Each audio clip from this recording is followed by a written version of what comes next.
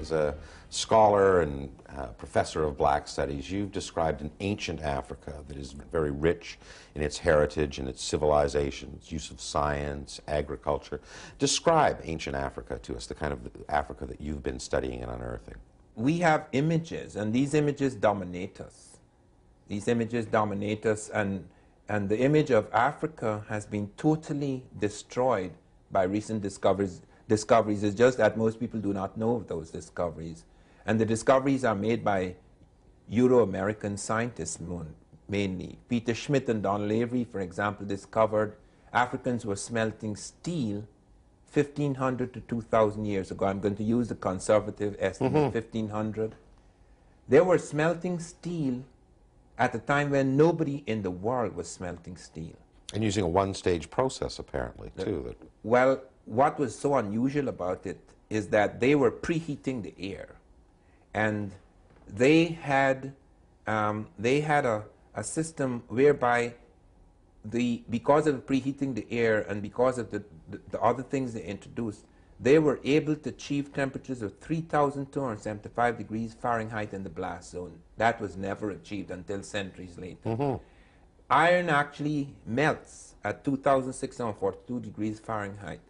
So that when they achieve this 3,275 degrees Fahrenheit, carbon from the swamp grass which they introduced would invade the iron, producing carbon crystals. Therefore, they produced steel.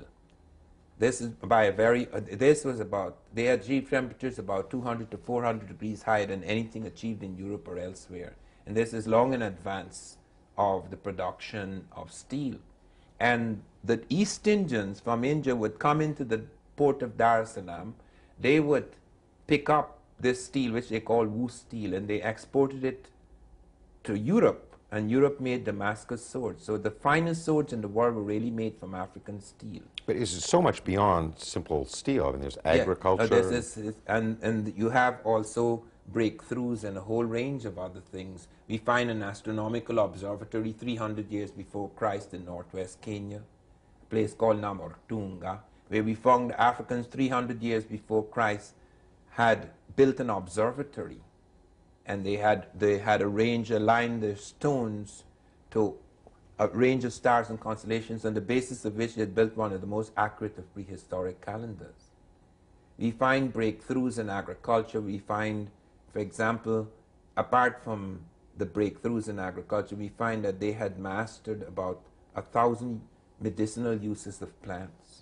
We find breakthroughs in cattle rearing. We find earlier cattle rearing than anywhere else. We find, for example, we had thought that China was the first to make fire, and then we find that it is thousands of years before. We found so many things within the recent past in Africa that we begin to realize there are two Africas.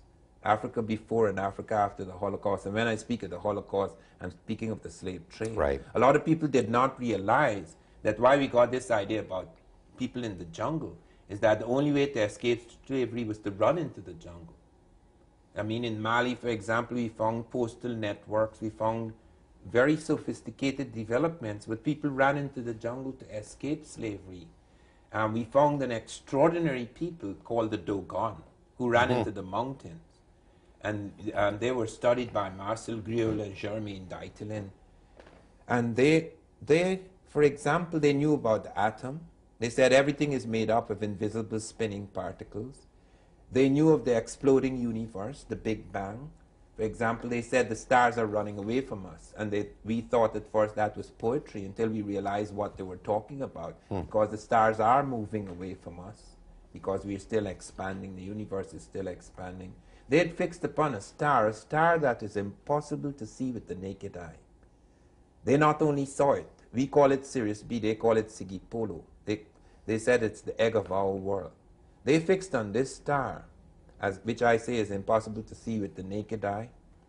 They not only saw it, they plotted its orbit for Marcel Griol right up to the year 1990. NASA's map of the orbit is the same as that of the Dogon. Now, given the destruction of that ancient civilization by the slave trade, it must have been very difficult to actually conduct the kind of research that has produced this kind of evidence. I mean, how have scholars gone about unearthing these new facts that Because until they now... picked up bits and pieces like Schmidt and Avery. I think it was Peter Schmidt who was first in the field with regard to metallurgy. He's not a metallurgist, he's not an engineer, he just kept hearing stories. So then he called in an engineer, Avery, and Avery was the person who actually found some of these machines, had them reconstructed, checked out the smelt. They found 13 of these machines in Iron Age strata. So it was not something that they just suddenly fell upon, you know. And you find, for example, Lynch and Robbins of Michigan State coming upon Namorotunga. You hear stories and you just think it's fantasy or fiction, and then you go to check and then you discover these things. We discovered, for example, Africans are responsible for lots of breakthroughs in medicine. Caesarean sections. The caesarean section in particular, where the caesarean section led to fatalities, 100% fatalities in Europe, until they heard of successful operations in certain parts of Africa, the Baganda of Uganda, and Dr. Felkin and his team went out to check on what these Africans were doing so right that they were doing so wrong. They found that they had superior anesthetics. Now, this is not true of all Africa because things happen in specific places and later on they may spread. But they found that they had superior anesthetics, that the woman remained conscious during the operation. She only cried out once when the baby had been removed and they were to put spikes in to stitch her back. Then she cried out. Then they found they had superior antiseptics. This was a major thing that Lister only introduced antiseptics in the operating theaters in Europe 2 years before. Now, when would have this been? What kind of time period were we talking about this kind of medical? This is about 1881 that the team, the Felkin team, went in. But the Africans were doing it before then. Right. It's only in 1881 that the British team went in to check on this. And saw this. Now, probably your most controversial thesis was that Africans, black Africans, came to North America before Columbus. Yes. Give us some insight into that research that increasingly caused you to come to that conclusion. That's extremely interesting because I actually began 26 years ago attacking this thesis. Because being trained at School of Orient and African Studies, which is where we were led to do studies of primitives, all this was very strange to me. So when I came here, and the very next day I came to this country, I read this book, African, The Discovery of America by Lewin, and I thought it was madness. I was very impressed by the linguistics because I was both a linguist and anthropologist at the time. I was very impressed by the how could you have such coincidences? But I actually wrote an article attacking this thesis, and I ended by saying if anyone could show me just one image of an African in America before Columbus, I would begin to believe. And I sent it off to Random House. Charles Harris was the editor of some magazine, Amistad 2, and he called me the week later and he said, Van Sertima, something strange has happened in my table. He said, if anyone could show me the image of an African in America before Columbus. And that was the last sentence in your paper, and I turned it over and there were 6 images of African America before Columbus, because John Williams, the novelist, had met some strange German who was last of the royal family of Germany. And he had spent many years in excavations, etc., and they come up with these heads. So I then flew to Mexico to see von Lutenau. We became great friends. Every year I would go into different fields, into botany, into linguistics, and found that all sorts of things connected. Then I was surprised to find after about 5 years that I had collected 12 Europeans.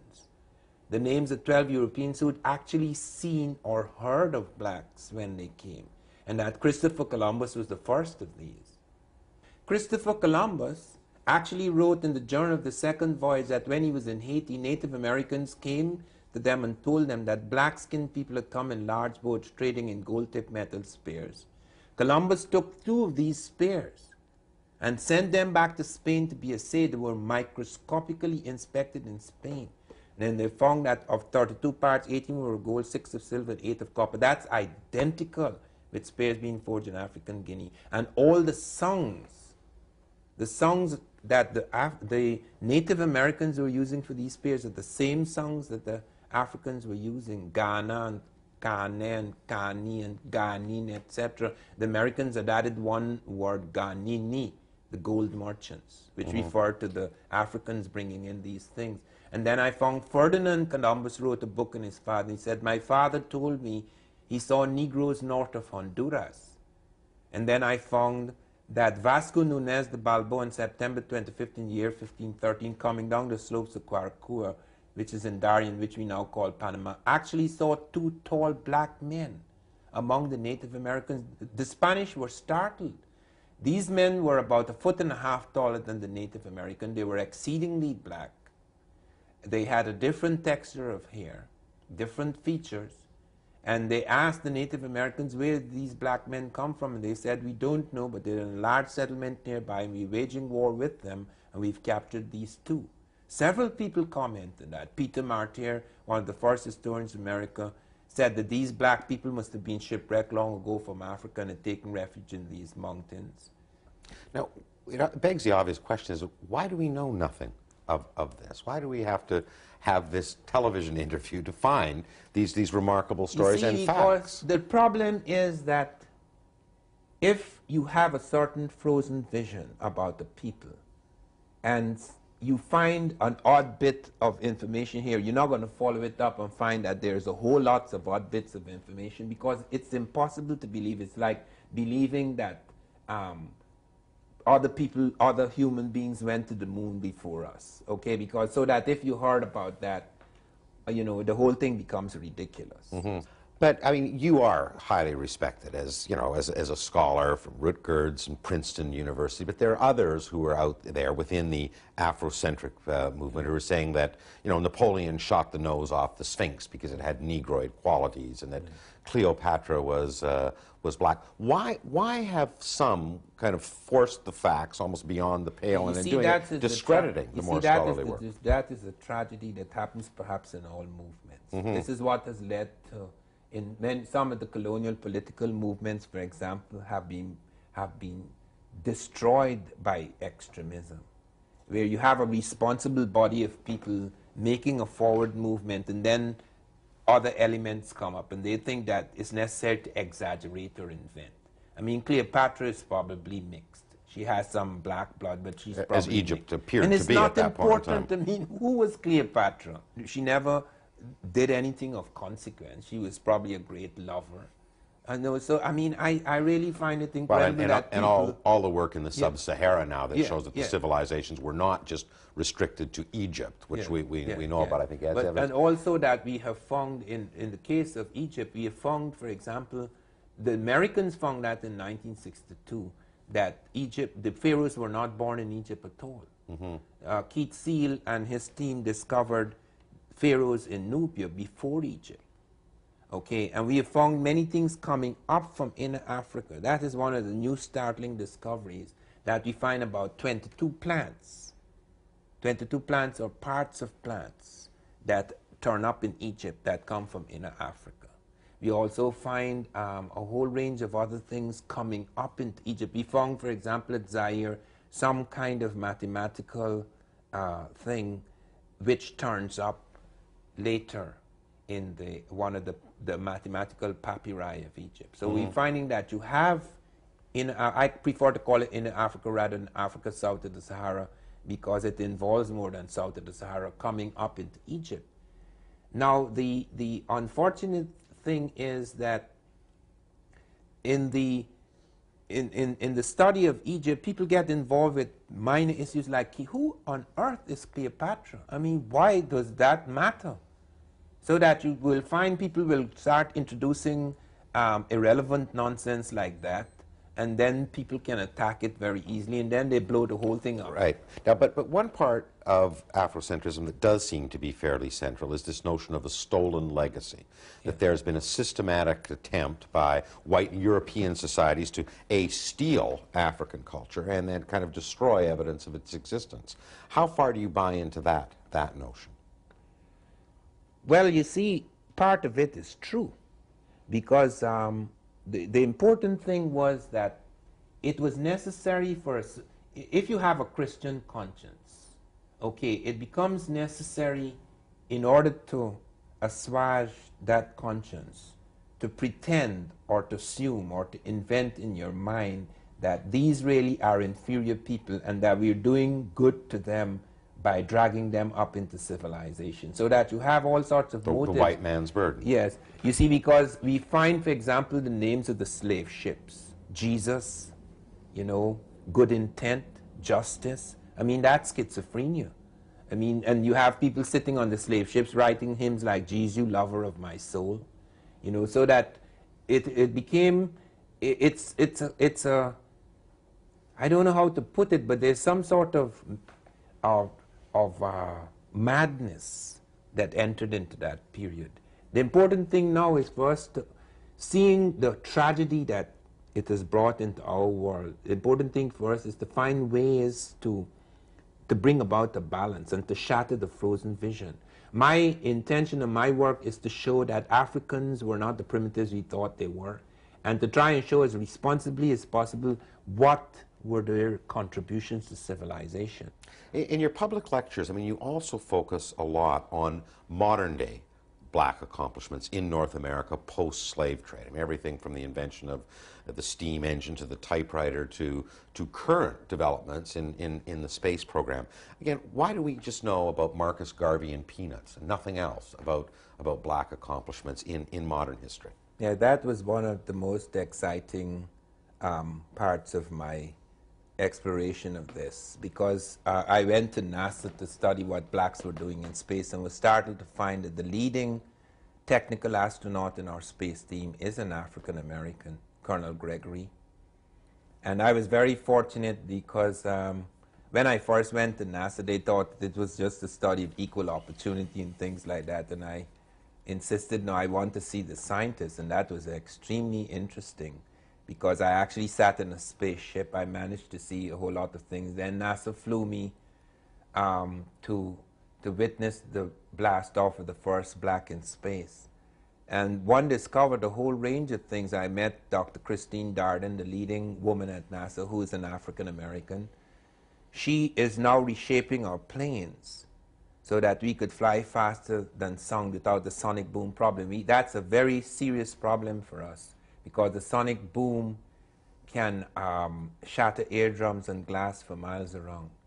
But as you pointed out at the beginning of this question, that's a range of things. By the year 1913, more than 1,000 inventions were patented by African Americans. We know nothing of this. So to your audience who listens to this, they would say, not only are these remarkable accomplishments, but they must say, why don't we know anything about this? Well, I often wonder about that, but I think just as we have this frozen vision that makes us only see one side of Africa, so many of us grow up despising Africa, and there's also the frozen vision that blocks out achievements of African Americans. People get involved in things like music, you know, and sports, and they're not aware that African Americans have been deeply involved in science and have made breakthroughs in so many fields. Well, within the whole area of Afrocentrism, there's a very bitter scholarly debate saying that, you know, Afrocentrism has two purposes. One is to, you know, solid historic scholarship, but the other is to create a historical root and source of black pride, and that the two get mixed up all the time. Is that the case in terms of your colleagues and looking at the body of work that's out there? I think there are some people who invent or exaggerate, or at least put an emphasis on things that do not that are not of any significance. For example, I remember a friend of mine whom I shall not name. He suffered enough. I always warned him. When I was at NASA, I was told about something quite extraordinary. I can't remember what it was. Oh yes, NASA told me that in Egypt, about 2,300 BC or something like that, they found the glider.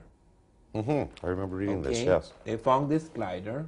It didn't have an engine, but it was not a toy. They said it had aerodynamic qualities.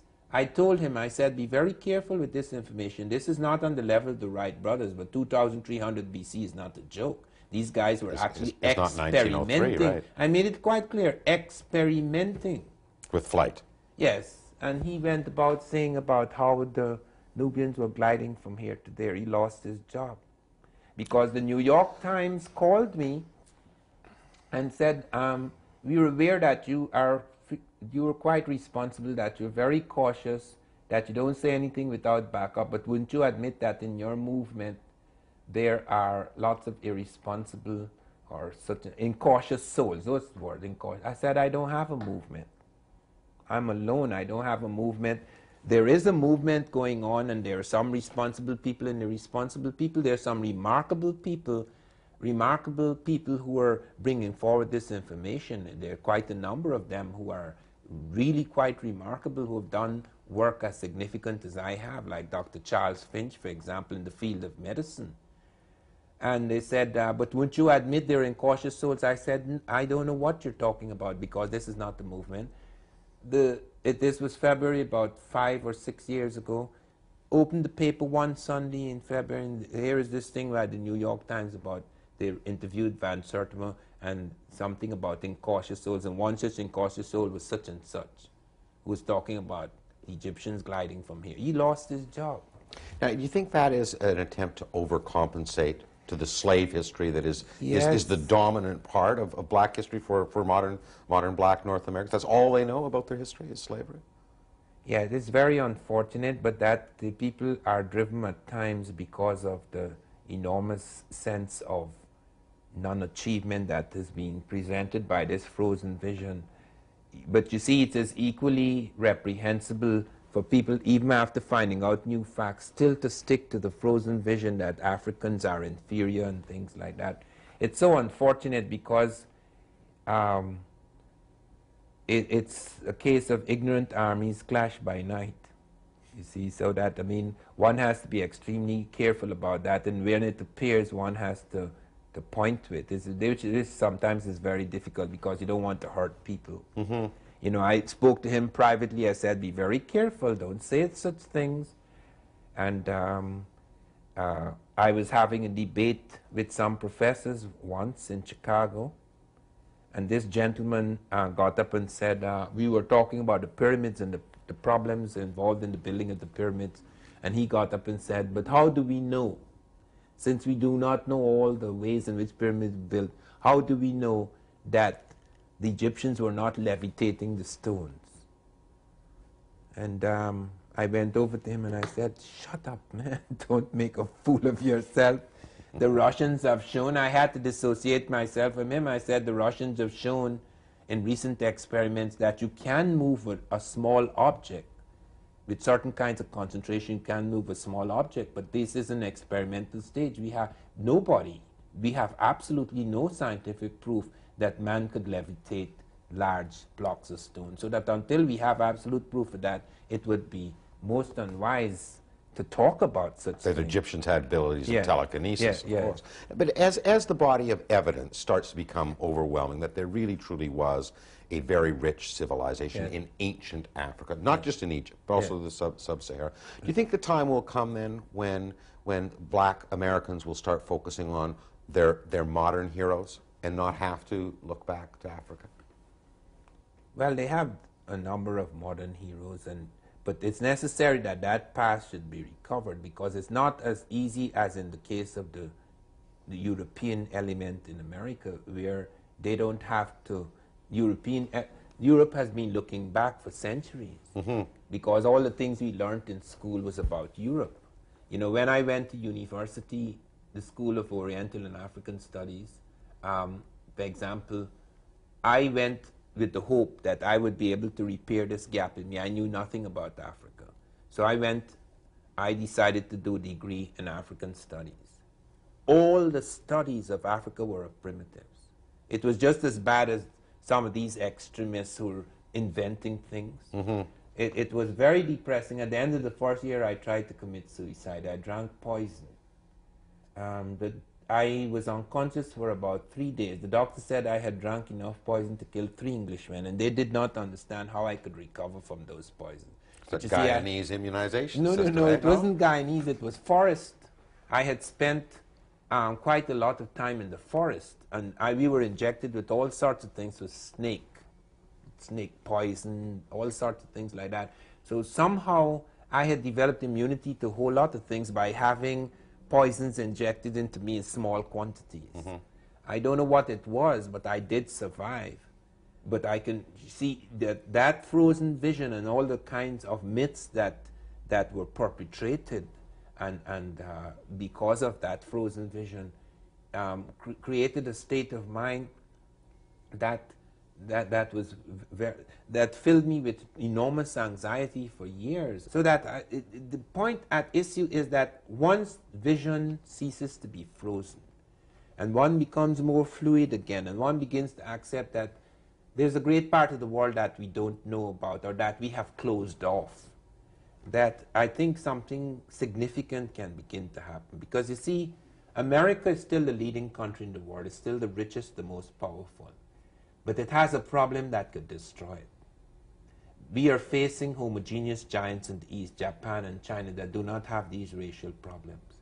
And unless we solve these problems, we are in grave danger, because we could sabotage ourselves. So that I think it is critical that this knowledge should be handled in a certain way. While it may give pride to African Americans, which it should not lead to racial chauvinism, because one racial chauvinism versus another racial chauvinism is not going to solve the problem. Just one other different kind of frozen vision. Yes. Well, Ivan van Sertima, I mean, this is absolutely remarkable work you're doing, and that for someone who knows nothing about it at all, I find I'm a better person for having learned. I want to thank you very much for joining. Thank you.